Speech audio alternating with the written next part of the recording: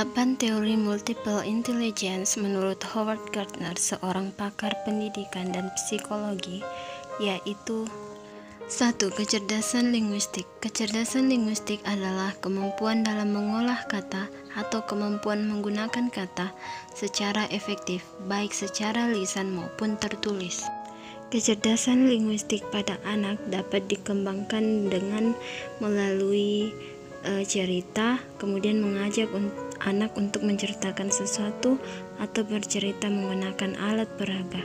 2. Kecerdasan matematis logis adalah kemampuan menyelesaikan masalah yang berkaitan dengan kebutuhan matematika sebagai solusinya. Anak dengan kemampuan ini akan senang dengan rumus dan pola abstrak.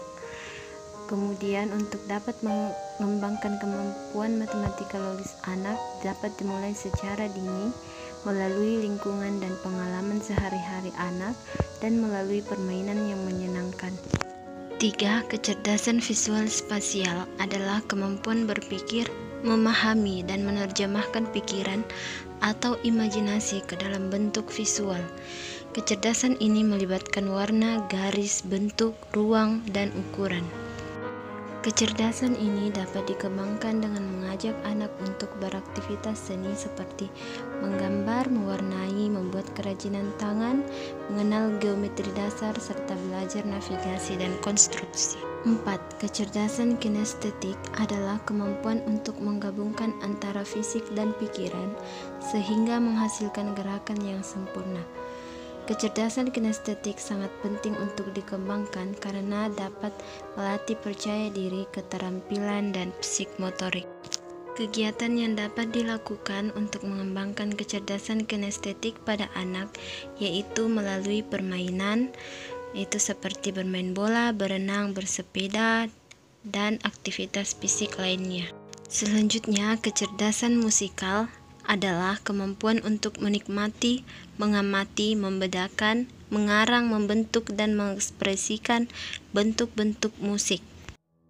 Kecerdasan ini dapat dikembangkan dengan mengajak anak untuk bernyanyi lagu anak-anak, menebak berbagai bunyi-bunyian, serta mengajak anak untuk menciptakan bunyi atau musik dari benda-benda di sekitarnya dan memperkenalkan anak alat musik.